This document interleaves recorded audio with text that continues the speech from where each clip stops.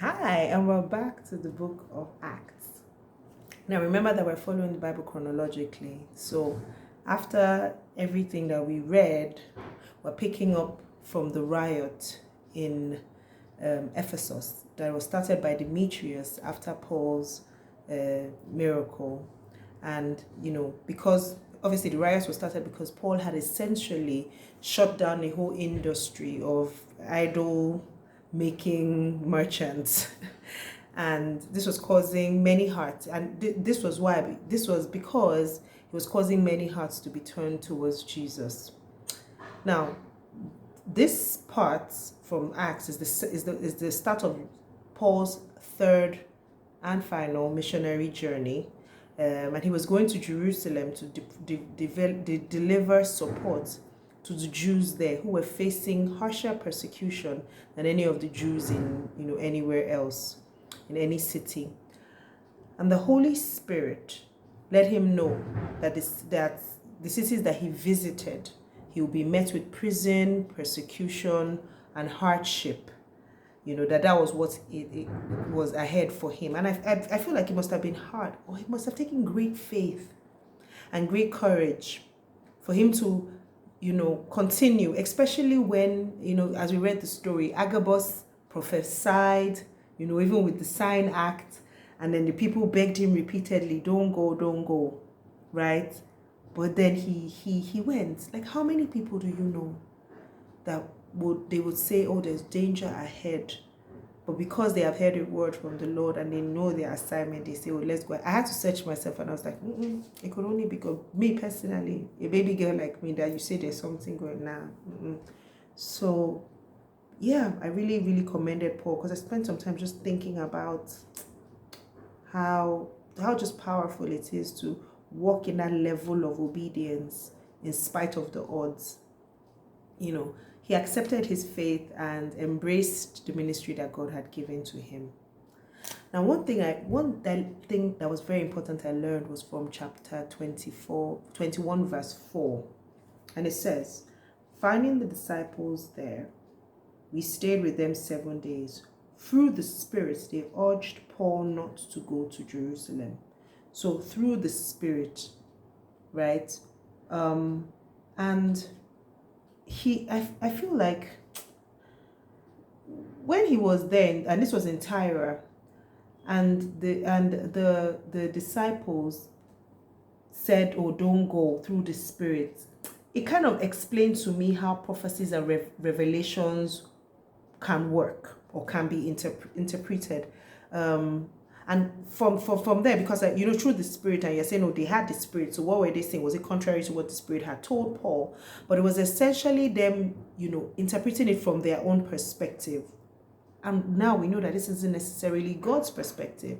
It's not the whole picture. So yes, the Spirit was telling them, but Paul had an understanding of the prophecy from his own part.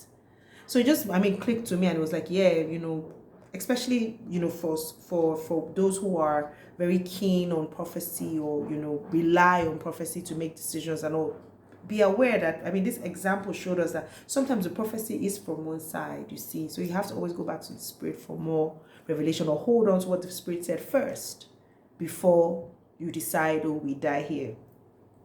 Now, we met Philip again. And then Philip lived in Caesarea, and it now turned out that he had 4 daughters who also prophesied. Now, I've seen a pattern in real life, of people who have prophetic, gifts, and they'll tell you, oh, my child prophesies. I know in recent times, I've heard about 3 people. So one of them had daughter also is as young as 7 or 9 or something, and is able to have prophetic. I think that's amazing, and it's actually something I desire. So God, hear your daughter.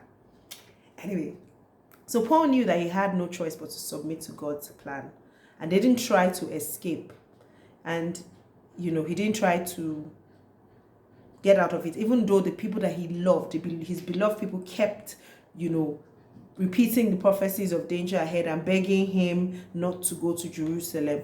But in from Paul's point of view, like I said before, he took they're asking him not to go as confirmation of the prophecies that he had heard. So he didn't necessarily think, oh, if they said it was by the Spirit, that means the Spirit had changed their mind. No, he held on to his own knowledge, and their prophecy he just used as confirmation. I thought that was powerful, and that's one lesson I'm definitely taking away from this. Now, Paul's return to Jerusalem was a bit, he returned to hear rumors about himself. They were saying that he was preaching against the law and asking Jews not to obey the law. And I'm like, what a welcome. You come back to Jerusalem, your place, with gifts for your people, and this is what will welcome you. And then eventually we saw how the lies and the rumors set off a huge riot that now, set into motion his trials and his imprisonment. But I couldn't help but notice how Paul practiced what he preached and emulated Jesus.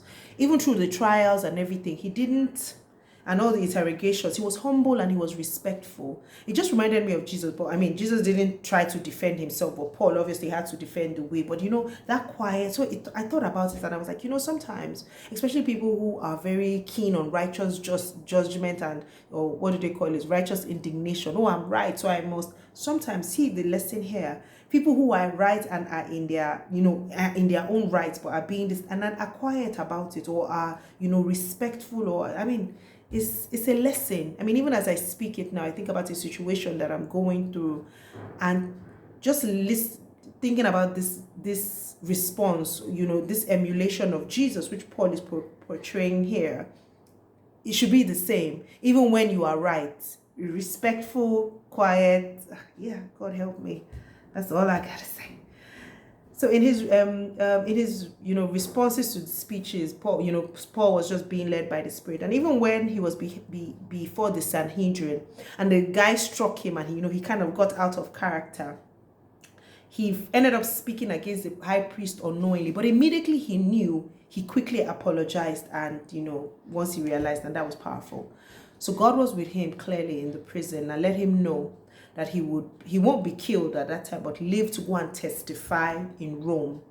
And God also saved him from the 40 men who wanted to kill him. Remember those ones that swore? I wonder what happened to them, because Paul was, obviously we know, spirited away to Caesarea in the middle of the night. So would they have said, okay, I'm kidding, cancel the oath, or would they have literally starved to death? God only knows. Anyway, let me share with you my hashtag getting to know God lesson, and it's this. God worked things out together for the advancement of the gospel, even before anyone could fathom. Now, one thing that came through to me as I read it was how things had already been put in place before. So that gave me a new name for God. I said I call him the ultimate or the grand orchestrator. In Paul's case, God had prepared him with all the requisite skills that he needed: the language to communicate to the people, the citizenship when he was in Rome, the temperament to be able to answer everything, to go through what he had to go through to testify about about Jesus, about God, to both the Jews and the Gentiles. And I said, God is both in the grand and in the minuscule scheme of things. Thank you for joining me today. It's always a pleasure to share with you, and I look forward to sharing with you more in the book of Acts tomorrow, where we will wrap up. And we're slowly but surely getting to the end of the year and the end of the Bible, and I am so grateful that you're on this journey with me. Thank you so much. God bless you. Bye.